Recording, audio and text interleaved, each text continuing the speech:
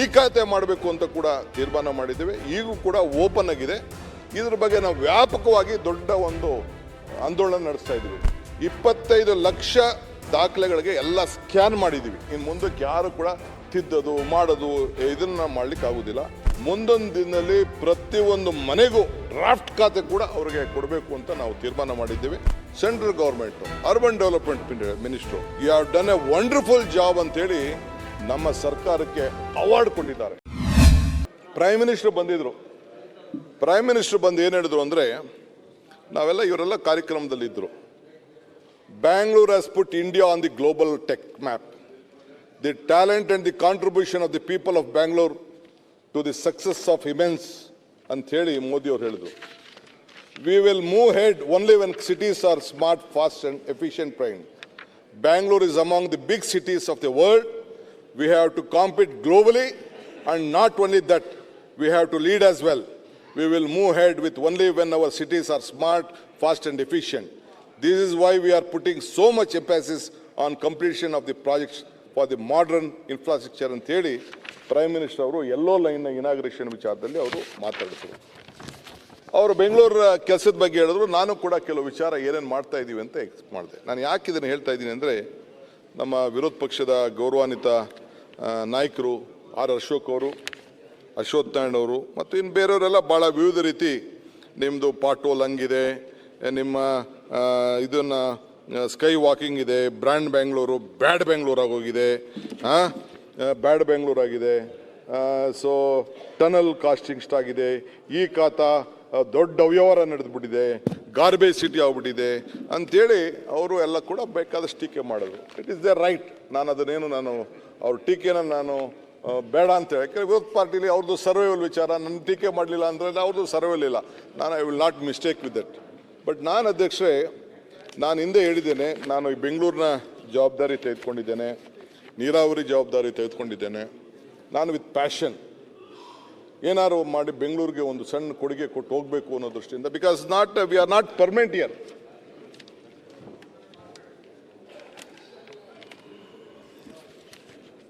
ಯಾಕೆಂದರೆ ನಾವು ಇಲ್ಲಿ ಯಾರು ಪರ್ಮನೆಂಟ್ ಇರಲಿಕ್ಕೆ ಸಾಧ್ಯ ಇಲ್ಲ.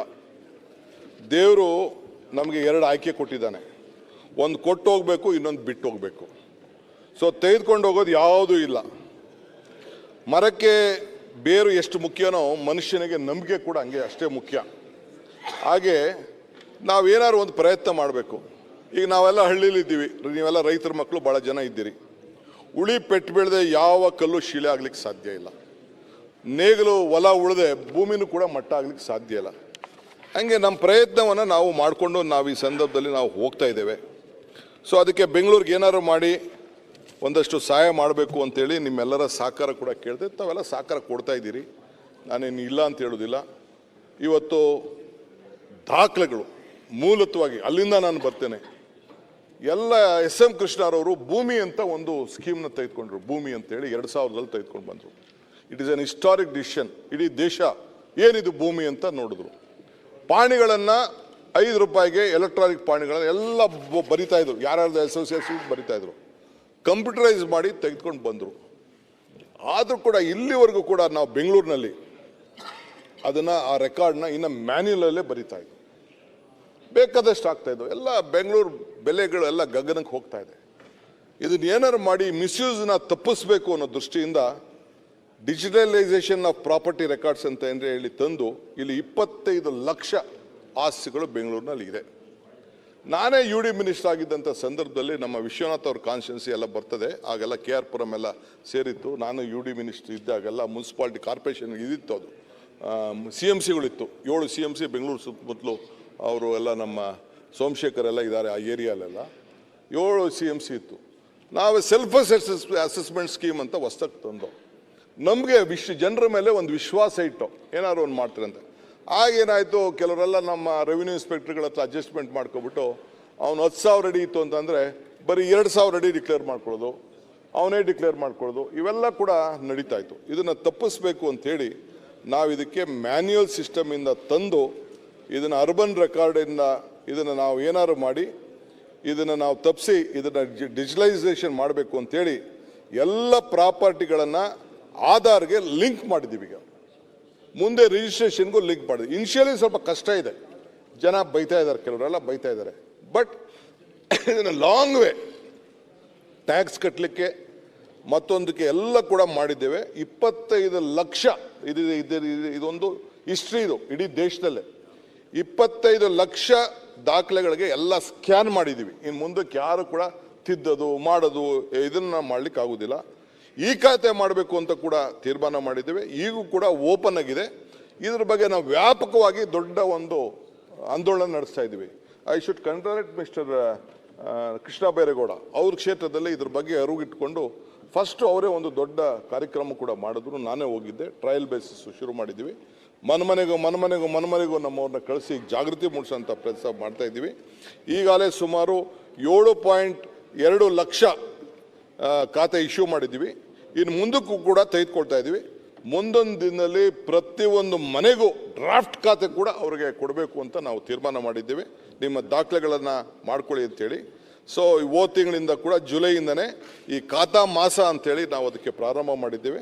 ಸೊ ಈ ಖಾತಾ ಆಗ್ತಾ ಇದೆ. ಸೊ ಇನ್ನು ಬೇಕಾದಷ್ಟು ತಿಳುವಳಿಕೆ ಕೂಡ ಕೊಡ್ತಾ ಇದೆ. ಇದನ್ನು ನೋಡಿ ಅಧ್ಯಕ್ಷರೇ, ನಮ್ಮ ಸ್ನೇಹಿತರುಗಳು ಹೇಳಲಿಕ್ಕೆ ನಾನು ಬಯಸ್ತಾ ಇದ್ದೆ. ಬೆಂಗಳೂರು ಸಿಟಿ 4-5 MLAಗಳು ಕೂತು 5-6 ಜನ ಕೂತ್ಕೊಂಡು ಭಾಳ ಶಾಂತಿಯಿಂದ ಕೇಳ್ತಾ ಇದ್ದಾರೆ. ಭಾಳ ಸಂತೋಷ. Central government urban development minister, you have done a wonderful job ಅಂತೇಳಿ ನಮ್ಮ ಸರ್ಕಾರಕ್ಕೆ ಅವಾರ್ಡ್ ಕೊಟ್ಟಿದ್ದಾರೆ ಆನ್ ದಿಸ್. ಸೊ ನಾನು ಅದೇನು ದೊಡ್ಡದು ಅಂತ ಕಿರೀಟ ಅಂತ ಹೇಳೋದಿಲ್ಲ, ಅಟ್ಲೀಸ್ಟ್ ಒಂದು ರೆಕಗ್ನೈಸ್ ಮಾಡಿದ್ದಾರೆ. ಅದು ನಮಗೆ ಭಾಳ ಸಂತೋಷ. ಸೊ ಅದಕ್ಕೆ ಈ ಮುಂದಕ್ಕೆ ಟ್ಯಾಕ್ಸು ಕೂಡ ಇದನ್ನು ಕಂಪ್ಯೂಟರೈಸ್ ಆಗ್ತದೆ. ಮಿಸ್ಯೂಸ್ ಆಫ್ ಏರಿಯಾ ಕೂಡ ನಿಂತ್ಕೊಳ್ತದೆ. ಸೆಲ್ಫ್ ಅಸೆಸ್ಮೆಂಟ್ ಸ್ಕೀಮು ಇದಕ್ಕೆಲ್ಲ ಅದಕ್ಕೊಂದು ಸ್ವಲ್ಪ ಏನು ಟ್ಯಾಕ್ಸ್ ಸೋರಿಕೆ ಆಗ್ತಾ ಇತ್ತು, ಏರಿಯಾ ಸೋರಿಕೆ ಆಗಿ ಅದೆಲ್ಲ ಕೂಡ ನಿಲ್ಲಿಸುವಂಥ ವ್ಯವಸ್ಥೆಯನ್ನು ನಾವು ಮಾಡ್ತಾ ಇದ್ದೀವಿ. ಪರಿಶುದ್ಧ ನಂದಿನಿ ಹಾಲಿನಿಂದ ತಯಾರಿಸಿದ ನೈಜ ನಂದಿನಿ ಐಸ್ ಕ್ರೀಮ್ಸ್. ಖಾತಾಗೆ ಜೊತೆ ವಿಚಾರದಲ್ಲಿ ಯಾರು ಕಾಂಪ್ರಮೈಸ್ ಮಾಡ್ಕೊಳ್ತಿರು ಅಂತ. ಆಮೇಲೆ ಮಿಕ್ಕಿದ್ದು ಒಂದೊಂದು ದಾಖಲೆ ಏನಂತಂದರೆ, ಬಹುಶಃ ನಮ್ಮ MLAಗಳಿಗೆಲ್ಲ ಗೊತ್ತಿದೆ, ಅವ್ರವ್ರದ್ದು ಮುಂದಕ್ಕೆ ದಾಖಲೆಗಳ ಸಮೇತ ಯಾರು ಬೇಕಾದ್ರೂ ತೆಗೆದು ನೋಡ್ಬೋದು. ಅವ್ರದ್ದು ಮುಂದಕ್ಕೆ ಏನೇ ಆಸ್ತಿ ಇದ್ರು ನೋಡಿ, ಒಂದು ಫೋಟೋನೂ ಇರ್ತದೆ, ಅವ್ರ ಮನೆ ಬಿಲ್ಡಿಂಗ್ ಫೋಟೋನೂ ಇರ್ತದೆ. ಆ ರೀತಿ ದಾಖಲೆಗಳನ್ನು ನಾವು ಕೊಡ್ತಾ ಇದ್ದೀವಿ. ಯಾರು ಮಿಸ್ಯೂಸ್ ಮಾಡ್ಕೊಳ್ಳೋದಿಲ್ಲ, ಎಲ್ಲಿಂದ ಬಂತು ಅಂತೇಳಿ ಅವ್ರಿಗೆ ಓಟ. ಈಗ ಕೊನೆಗೆ ಗಂಡ ಹೆಂಡತಿ ಇಬ್ಬರು ಜೊತೆಗಿರ್ತದೆ, ಅದು ಕೂಡ ಇದೆ. ಆ ಥರ ಒಂದು ಮುಂದಕ್ಕೆ ಇದೊಂದು ಇತಿಹಾಸ ಪುಟಕ್ಕೆ ಈ ದಾಖಲೆಗಳ ವ್ಯವಹಾರ ಸೇರಬೇಕು ಅನ್ನೋ ದೃಷ್ಟಿಯಿಂದ ಯಾರು ಮಿಸ್ಯೂಸ್ ಮಾಡ್ಕೊಳ್ಬಾರ್ದು, ಯಾರು ಬೋಗಸ್ ರಿಜಿಸ್ಟ್ರೇಷನ್ ಮಾಡ್ಕೋಬಾರ್ದು. ಆ ಒಂದು 30-40 ಇತ್ತು ಅಂದರೆ 30-40 ಅವ್ನು ತೊಗೊಂಡು ಯಾವನು ರೆವಿನ್ಯೂ ಇನ್ಸ್ಪೆಕ್ಟರ್ ಅಡ್ಜಸ್ಟ್ ಮಾಡಿಕೊಂಡು ತಿರ್ಗಾ 30 ಎಕ್ಸ್ಟ್ರಾ ಬರ್ಕೊಳ್ಳೋದು, ಇವೆಲ್ಲ ಕೂಡ ಆಗಬಾರ್ದು ಅನ್ನೋ ದೃಷ್ಟಿಯಿಂದ ಇದಕ್ಕೊಂದು ದೊಡ್ಡ ವ್ಯವಸ್ಥೆ ಮಾಡಿದ್ದೀವಿ. ಎಲ್ಲರೂ ಕೂಡ ಮಾಡಿಕೊಂಡಿದೆ. ಇದಲ್ಲದೆ ಅಧ್ಯಕ್ಷರೇ, ಈ ಮನೆ ಕಟ್ಟೋನು ಇದಾನಲ್ಲ, ಅವನು ಭಾಳ ಹ್ಯಾರಾಸ್ಮೆಂಟ್ ಆಗ್ತಿತ್ತು. ಪ್ಲ್ಯಾನ್ ಸ್ಯಾಂಕ್ಷನ್ಸ್ಗೆ ಮತ್ತೊಂದಕ್ಕೆಲ್ಲ ಹ್ಯಾರಾಸ್ಮೆಂಟು. ಬಡವ್ರಿಗೆ ಸೈಟ್ಗೆ ಲೈಸೆನ್ಸ್ ತೊಗೊಳ್ಳೋನು, ಈ ಹಳ್ಳಿ ಪಂಚಾಯತಿ ಲೈಸೆನ್ಸ್ಗೆ ಎತ್ತಿರ್ತಾರಲ್ಲ, ವಿಲೇಜ್ ಅಕೌಂಟೆಂಟ್ ತಾವು, PDO ತಾವು, ಹಂಗೆ ಇಲ್ಲೂ ಕೂಡ ಮನೆ ನಕ್ಷೆಗೆ. ಅದಕ್ಕೆ 50-80ವರೆಗೂ ಕೂಡ ನಾನು ಕೂತ್ಕೊಂಡು ಮಾತಾಡಿ ಒಂದು ಎಂಪ್ಯಾನಲ್ಡ್ ಇಂಜಿನಿಯರ್ಸ್ ಆರ್ಕಿಟೆಕ್ಟ್ಸ್ಗೆ ಅವ್ರಿಗೆ ಜವಾಬ್ದಾರಿ ತೆಗೆದುಕೊಂಡು for the first time 50-80 375 square ಮೀಟರ್ಸ್ವರೆಗೂ ಕೂಡ ಮಾರ್ಚ್ 24ರಲ್ಲೇ ನಾನು ಅವ್ರಿಗೆ ನೀವೇ ಆನ್ಲೈನಲ್ಲಿ ಹಾಕ್ಕೊಂಡು ಯಾರಿಗೂ ₹1 ಲಂಚ ಕೊಡಬಾರ್ದು ಅನ್ನೋದನ್ನು ತೀರ್ಮಾನ ಮಾಡಿ ಅವ್ರಿಗೆ ಇದನ್ನು ಬಿಲ್ಡಿಂಗ್ ಲೈಸೆನ್ಸನ್ನು ಕೊಡುವಂಥದ್ದು ನಂಬಿಕೆ ನಕ್ಷೆ. ಮುನಿಯಪ್ಪನವರೇ, ಅಂದರೆ ನಿಮ್ಮ ಪ್ಲ್ಯಾನ್ ಮೇಲೆ ನಿಮಗೆ ನಂಬಿಕೆ. ಸೊ ನೀವೇ ಅದನ್ನು ಆರ್ಕಿಟೆಕ್ಟು ಯಾವ ಆಫೀಸರ್ ಹತ್ರ ಕೊಡೋಕೆ ಹೋಗ್ಬೇಡಿ ಅಂಥೇಳಿ ಅದಕ್ಕೆ OC ಕೊಡೋದು, ಇದನ್ನು ಕೊಡೋದು ಎಲ್ಲ ಕೂಡ ಅವ್ರ ಮೇಲೆ ಜವಾಬ್ದಾರಿ ಕೊಟ್ಟೆ. ಇನ್ನು ಈ ಟ್ಯಾಕ್ಸ್ ಡಿಪಾರ್ಟ್ಮೆಂಟಲ್ಲಿದ್ದಾರೆ, ಸೆಂಟ್ರಲ್ ಗೌರ್ಮೆಂಟ್ ತಂದಿದೆ. ಈ ಇವರು ಆಡಿಟರ್ಗಳೆಲ್ಲ ಸರ್ಟಿಫೈ ಕೊಡಲಿಕ್ಕೆ ಒಂದು ಅವಕಾಶ ಇದೆ. ಆ ರೀತಿ ಅದನ್ನು ಕೂಡ ನಾವು ಮಾಡಿದ್ದೇವೆ ಅಧ್ಯಕ್ಷೆ. ಈಗಾಗಲೇ 9,000 ಪ್ಲ್ಯಾನ್ಗಳನ್ನು ಕೂಡ ಈಗಾಗಲೇ ನಾವು ಇಶ್ಯೂ ಮಾಡಿದ್ದೇವೆ, ಪ್ರಾರಂಭ ಮಾಡಿದ್ದೇವೆ. ಇನ್ನು ಹೆಚ್ಚಿಗೆ ಪ್ರಚಾರನ ಅದಕ್ಕೆ ತೆಗೆದುಕೊಂಡು ಬರ್ತಿದೆ. ಇದಲ್ಲದೆ ಅಧ್ಯಕ್ಷೆ, ನಮ್ಮ MLAಗಳಿಗೆಲ್ಲ ಗೊತ್ತಿದೆ, ಈ ಒನ್ ಟೈಮ್ ಸೆಟಲ್ಮೆಂಟು ಕೂಡ ಮತ್ತೆ ತಂದೆ. ಈ ಟ್ಯಾಕ್ಸು ಏನು ಸಿಕ್ಕಾಪಟ್ಟೆ ಹಾಕ್ಬಿಟ್ಟಿದ್ರು, ಅದೇನೇನೋ ಲೆಕ್ಕ ಇತ್ತು, 2% ಇತ್ತು, ಕಡಿಮೆ ಇತ್ತು, ಸ್ವಲ್ಪ ಲಕ್ಕುನ ಇತ್ತು. ಇಲ್ಲೇ ಅಮೆಂಡ್ಮೆಂಟ್ ತಂದರೆ ಪಾಪ ಅವರೆಲ್ಲ ಒಪ್ಕೊಂಡ್ರು. ಭಾಳ ಸಂತೋಷದಿಂದ ಆಯಿತು, ಇದನ್ನು ಒಳ್ಳೇದಾಯಿತು, ಇದನ್ನು ಮಾಡಿ ಅಂತ ಇಲ್ಲೂ ಕೊಟ್ಟರು, ಅಲ್ಲೂ ಕೊಟ್ಟರು. ಅದಾದಮೇಲೆ ಮಾಡಿದಾಗ ಈಗಾಗಲೇ ಸುಮಾರು 2,60,000 ಓನರ್ಸ್ಗೆ ಬೆನಿಫಿಟ್ ಆಯಿತು. 1,200 ಕೋಟಿ ರೂಪಾಯಿ ಎಕ್ಸ್ಟ್ರಾ ಟ್ಯಾಕ್ಸ್ ಬಂತು ದುಡ್ಡು. ನಾನು 1,200 ಕಟ್ಟಿದ್ರು ಜನ. ಅವ್ರಿಗೆಲ್ಲ ಟ್ಯಾಕ್ಸ್ ಎಲ್ಲ ಮನ್ನಾ ಮಾಡ್ದೋ, ಬಡ್ಡಿ ಗಿಡ್ಡಿ ಅವು ಎಲ್ಲ ಪೆನಾಲ್ಟಿ ಗಿನಲ್ಟೆಲ್ಲ ಬಡ್ಡೆ ಮಾಡ್ದೋ. 1200 ಕೋಟಿ ರೂಪಾಯಿ ಬೆಂಗಳೂರಿಗೆ ಒನ್ ಟೈಮ್ ಸೆಟಲ್ಮೆಂಟ್ಸ್ ಬಂದಿದ್ದೀವಿ. ಈ TDRದು ಒಂದು ದೊಡ್ಡ ಗೊಂದಲಾಗಿತ್ತು, ನಿಮಗೂ ಅದು ಗೊತ್ತು. ಒಂದು ಮನೇಲಿ ಈಗ ನಮ್ಮ ಬಸವರಾಜ್ ಕೂತಿರೋದು ರೆವಿನ್ಯೂ ಇರ್ತದೆ, ಪಕ್ಕದಲ್ಲಿ ವಿಶ್ವನಾಥ್ ಇರೋದು ಕಮರ್ಷಿಯಲ್ ಇರ್ತದೆ, ಇವರು ಕೂತಿರೋದು ಇದು ರೆಸಿಡೆನ್ಷಿಯಲ್ ಇರ್ತದೆ, ಆ ಪಕ್ಕದಲ್ಲಿ ಕೂತಿರೋರು ಅಲ್ಲಿ ಅಗ್ರಿಕಲ್ಚರ್ ಲ್ಯಾಂಡ್ ಇರ್ತದೆ, ಒಂದೇ ರೋಡಲ್ಲಿ ಇರ್ತಾನೆ.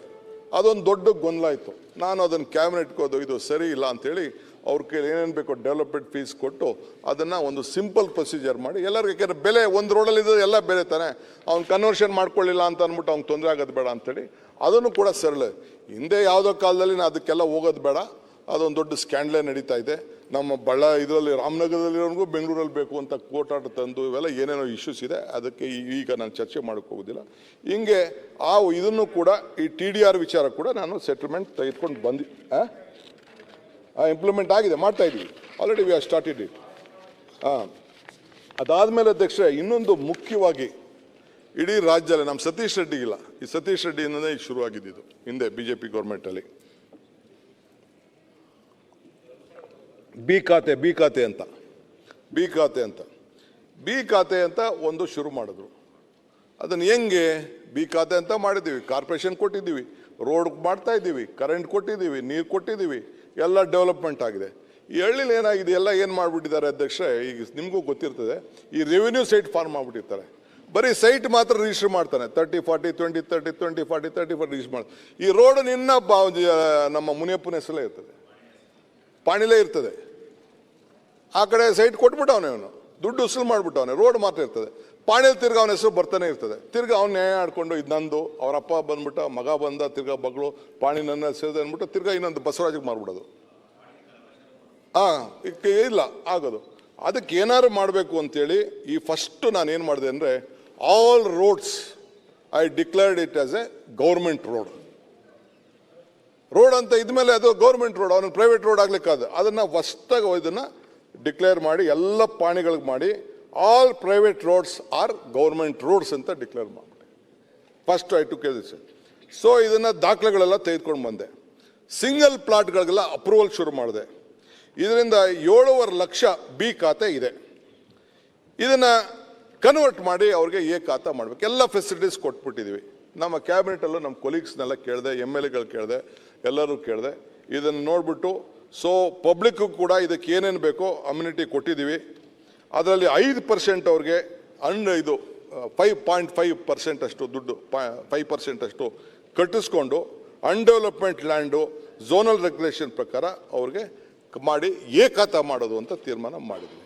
ಇದು ಭಾಳ ಜನಕ್ಕೆ 7.5 ಲಕ್ಷ ಜನರಿಗೆ ಇದು ಅನುಕೂಲ ಆಗ್ತಾ ಇದೆ. ಇದೊಂದು ದೊಡ್ಡ ಇದಕ್ಕೆ 20 ಗುಂಟೆವರೆಗೂ ಜನ ಅಂದರೆ ಕುಟುಂಬದ ಪ್ರಾಪರ್ಟಿನೇ, you can lake it property. ಪುರಸಭೆಗಳಿಗೂ ಇದು ಬಿ ಖಾತೆದ್ದು ಸ್ವಲ್ಪ ಸಮಸ್ಯೆ ಆಗಿದೆ ಸರ್. ಅಲ್ಲಿ ಏನು ಮಾಡಿದ್ದಾರೆ, ಯಾರು ರಿಜಿಸ್ಟರ್ ಮಾಡ್ಕೊಂಡಿದ್ದಾರೆ ಆ ರಿಜಿಸ್ಟರ್ ಮಾಡ್ಕೊಂಡವ್ರಿಗೆ ಮಾತ್ರ ಅದು ಬಿ ಖಾತೆ ಕೊಡಬೇಕು. ಉಳಿದರು ಸೂರ್ಯ ಚಂದ್ರ ಇರೋವರೆಗೂ 99 ವರ್ಷ ಹೀಗೆಲ್ಲ ಅದು ಒಂದು ನಮಗೆ ಬಹಳ ಸಮಸ್ಯೆ ಆಗಿದೆ. ಇದೇ ರೀತಿ ನಮಗೂ ಮಾಡ್ಲಿಕ್ಕೆ ಒಂದು ಆದೇಶ ಮಾಡಿ ಸರ್. ಸಭಾಧ್ಯಕ್ಷರೇ, ಪುರಸಭೆ ನಗರಸಭೆಗಳಿಗೆಲ್ಲ ಬಿ ಖಾತೆ ಕೊಡೋದು ರಿಜಿಸ್ಟ್ರೇಷನ್ಸ್ ಮಾತ್ರ. ಹೊಸದಾಗಿ ಈಗ ಲಾ ಡಿಪಾರ್ಟ್ಮೆಂಟಿಗೆ ಕಳಿಸಿದ್ದೀವಿ. ಮಾನ್ಯ ಉಪಮುಖ್ಯಮಂತ್ರಿಗಳು ನಾವೆಲ್ಲ ಒಂದು ಕಮಿಟಿ ಮಾಡಿದ್ದೀವಿ. ನಮ್ಮ ಖಂಡ್ರೆ ಸಾಹೇಬರು ಅಧ್ಯಕ್ಷತೆ ಇದೆ. ಎ ಖಾತೆ ಕೊಡೋದು ಆಮೇಲೆ, ಈಗ ರಿಜಿಸ್ಟರ್ ಆಗಿರೋದು ಬಿ ಖಾತೆ ಕೊಡೋದು ಫಸ್ಟ್ ಅಷ್ಟೇ. ಬಟ್ ಬಿ ಖಾತೆ ಕೊಟ್ಟಂಥ ಜಾಗಗಳಿಗೆ ಪ್ಲ್ಯಾನ್ ಸ್ಯಾಂಕ್ಷನ್ಸ್ ಕೊಡುವಂಥದ್ದಿಲ್ಲ. ಈಗ ಅದನ್ನು ಮಾಡಿಕೊಡ್ಬೇಕು ಅಂತ ಹೇಳ್ಬಿಟ್ಟು ಈಗ ಲಾ ಡಿಪಾರ್ಟ್ಮೆಂಟಿಗೆ ಕೊಟ್ಟಿದ್ದೀವಿ. ಅವ್ರು ಅಲ್ಲಿಂದ ಸಲಹೆ ಕೊಟ್ಟ ಮೇಲೆ ಅದಾದಮೇಲೆ ಅದು ಆಗಬೇಕು. ರಾಜ್ಯಕ್ಕೆ ಆಮೇಲೆ ಮಾಡ್ತೀವಿ. ನೀವೇನೋ ಈ ಚೇರಲ್ಲಿ ಕೂತ್ಕೊಂಡು ಡಿಮ್ಯಾಂಡ್ ಮಾಡ್ತಾ ಇದ್ದೀರಿ, ನಿಮ್ಮ ಜೊತೆಗೆ ಎಲ್ಲ MLAಗಳು ಇದಾಗಬೇಕು ಅಂತೇಳಿ ನಮ್ಮ MLAಗಳೆಲ್ಲ ಕೂಡ ನಮಗೆ ರಿಕ್ವೆಸ್ಟ್ ಮಾಡಿದ್ದಾರೆ. ಇನ್ಕ್ಲೂಡಿಂಗ್ ಪಂಚಾಯತ್ ಲೆವೆಲಲ್ಲೂ ಕೂಡ ಇದಕ್ಕೊಂದು ಗ್ರಾಮ ಪಂಚಾಯತಿ ಮತ್ತು ಅರ್ಬನ್ ಲೋಕಲ್ ಬಾಡಿ ಎಲ್ಲ ಕೂಡ ಇದನ್ನು ಮಾಡಬೇಕು. ಕಾರ್ಪೊರೇಷನ್ಗಳಲ್ಲಿ ಬೆಂಗಳೂರು ಅಲ್ಲದೆ ಮಾಡಬೇಕು, ಇದನ್ನು ಸೆಟ್ರೇಟ್ ಮಾಡಬೇಕು ಅಂತ. ಯಾಕೆಂದರೆ ಈ ಪ್ರಾಬ್ಲಮ್ ಅಲ್ಲೂ ಇದೆ. ಅದನ್ನು ಕೂಡ ಈ ಸಂದರ್ಭದಲ್ಲಿ ನಾವು ಮಾಡ್ತಾ ಇದ್ದೀವಿ. ಸೊ ಇನ್ನು ಮಿಕ್ಕಿದ್ದು ಕೆಲವರು ಇದು 20 ಗುಂಟೆವರೆಗೂ ಕೂಡ ಇದ್ರ ಬಗ್ಗೆ ರೆಗ್ಯುಲೇಷನ್ಸ್ ಮಾಡಲಿಕ್ಕೆ ಅವರು ಲೆಕ್ಕ ಇರಲಿಲ್ಲ ಅವ್ರಿಗೆ. ಆಮೇಲೆ 1 ಎಕರೆ ಮೇಲೆ ಅವ್ರಿಗೆ ಅವರು ಒಂದಷ್ಟು 10% ಆರು ಜಾಗ 5% ಆರು ಜಾಗ ಬಿಟ್ಕೊಡ್ಬೇಕು ಅದಾದಮೇಲೆ ಮಿಕ್ಕಿದ್ದು ರೆಗ್ಯುಲೇಷನ್ಸ್ ಇದೆ 15% ಅಂತ ಕೂಡ ಇದೆ. ಇದಲ್ಲದೆ ಪ್ರೀಮಿಯಂ ಎಫ್ಐಆರ್ ಅಂತೇಳಿ BJP ಗೌರ್ಮೆಂಟ್ ಅಂತ ತೆಗೆದುಕೊಂಡು ಬಂದಿದ್ರು. 50% ಮಾಡಬೇಕು, ಅದಕ್ಕೊಂದು ಪ್ರೀಮಿಯಂ ಇದೆ. ಬಾಂಬೆಲಿದೆ, ಬೇರೆ ಬೇರೆ ಕಡೆ ಎಲ್ಲ ಇದೆ, ಅಹಮದಾಬಾದ್ ಇದೆ, ಚೆನ್ನೈಲಿದೆ, ಎಲ್ಲ ಇದೆ, ಮಂಗಳೂರಲ್ಲೂ ಇದೆ. ಆಲ್ರೆಡಿ ಮಂಗಳೂರಲ್ಲಿದೆ, ನಮ್ಮ ಮಂಗಳೂರು MLAಸ್ಗೆಲ್ಲ ಗೊತ್ತಿದೆ, ಅದಿದೆ. ಅದನ್ನು ಇಲ್ಲಿ ಮಾಡಬಾರ್ದು ಅಂತ ನಾನು ಇಲ್ಲೊಂದು ಅಮೆಂಡ್ಮೆಂಟ್ ತೆಗೆದುಕೊಂಡು ಬಂದೆ, ಎಲ್ಲ ಒಪ್ಕೊಂಡ್ರು, ಸ್ವಲ್ಪ ರಿಡ್ಯೂಸ್ ಮಾಡಿ. ಆಮೇಲೆ ಗವರ್ನರ್ಗೆ ಹೋಗಿ ಕಂಪ್ಲೇಂಟ್ ಕೊಟ್ಟು, ಗವರ್ನರ್ ಅದನ್ನು ಇಲ್ಲ ಆಗಲ್ಲ, ಅದೇನೋ ನೀವೆಲ್ಲ ದುಡ್ಡು ಸುಲ್ ಮಾಡಿಬಿಟ್ಟು ಅದೆಲ್ಲ ಕಳಿಸ್ಬಿಡ್ತಾ ಇದ್ದೀರಂತೆ ಮಹಾರಾಷ್ಟ್ರಗೆ ಅಂತೇಳಿ ಕೊನೆಗೆ ಪೇಪರ್ಲೆಲ್ಲ ಬಂತು. ನಾನು ಗವರ್ನರ್ ಕೇಳಿದೆ, ಅಲ್ಲ ಸ್ವಾಮಿ, BJP ಗೌರ್ಮೆಂಟ್ ಇದ್ದಾಗ ಬಂದು ಆರ್ಡರ್ ಪಾಸಾಗಿ ಆ್ಯಕ್ಟಲ್ಲಿದೆ, ಈಗಾಗಲೇ ಇಂಪ್ಲಿಮೆಂಟ್ ಆಗಿದೆ, ನೀವು ಸಂತೋಷದಿಂದ ಕ್ಲಿಯರ್ ಮಾಡಿದ್ರೆ ನಾನು ಅದನ್ನು ಮಾಡ್ತೀನಿ, ನೀವು ಮಾಡಲಿಲ್ಲ ಅಂದರೆ BJP ಗೌರ್ಮೆಂಟ್ ಇದೆ ಅದನ್ನೇ ಇಂಪ್ಲಿಮೆಂಟ್ ಮಾಡ್ತೀನಿ ಅಂತ. ಈಗ ಅದನ್ನೇ ಇಂಪ್ಲಿಮೆಂಟ್ ಮಾಡಿದ್ದೀನಿ, ಇವರೇನು ಮಾಡಿದ್ರು ಅದನ್ನೇ ಇಂಪ್ಲಿಮೆಂಟ್ ಮಾಡಿದ್ದೀನಿ. ಈಗ ಅದೇ ಇದಾಗಿದೆ, ಕೋರ್ಟಲ್ಲಿ ಯಾರೋ ಒಬ್ಬ ಇದೆ. ಈಗ already this is been implemented in different part of the state. ಮಂಗಳೂರವರೆಲ್ಲ ಇಂಪ್ಲಿಮೆಂಟ್ ಮಾಡ್ಕೊಂಡು ಈಗ ಅದೇ ಉಪಯೋಗಿಸ್ತಾ ಇದ್ದಾರೆ, ದುಡ್ಡು ಕಲೆಕ್ಟ್ ಮಾಡ್ತಾ ಇದ್ದಾರೆ. ನಮಗೂ ಅದಕ್ಕೊಂದು 2-3 ಸಾವಿರ ಕೋಟಿ ಬರ್ತದೆ ಅನ್ನೋದು ನನಗೊಂದು ನಂಬಿಕೆ ಇದೆ. ಒಂದು 5,000 ಕೋಟಿವರೆಗೂ ಬೆಂಗಳೂರಿಗೆ ಕಲೆಕ್ಷನ್ ಆಗ್ಬೋದು ಅನ್ನೋದು ಕೂಡ ಒಂದು ನಂಬಿಕೆ ಇದೆ. I am just waiting. ಕೋರ್ಟಲ್ಲಿ ನಾಳೆ ಏನೋ ಕೇಸ್ ಇದೆ, ಯಾರೋ TDR ಅವ್ರಿಗೆ ವ್ಯಾಲ್ಯೂ ಉಂಟೋಯ್ತದೆ ಅಂತ ಅರ್ಜಿ ಹಾಕ್ಕೊಂಡಿದ್ದೇನೆ, ಅದು ಕೂಡ ಆಗ್ತದೆ. ಮತ್ತಷ್ಟು ವಿಶೇಷ ವಿಡಿಯೋಗಳನ್ನು ನೋಡಲು ಮತ್ತು ಹೊಸ ವಿಡಿಯೋಗಳ ಬಗ್ಗೆ ತಿಳಿಯಲು ಈ ದಿನ .com ಯೂಟ್ಯೂಬ್ ಚಾನೆಲ್ ಸಬ್ಸ್ಕ್ರೈಬ್ ಮಾಡಿ ಮತ್ತು ಬೆಲ್ ಐಕಾನ್ ಕ್ಲಿಕ್ ಮಾಡಿ.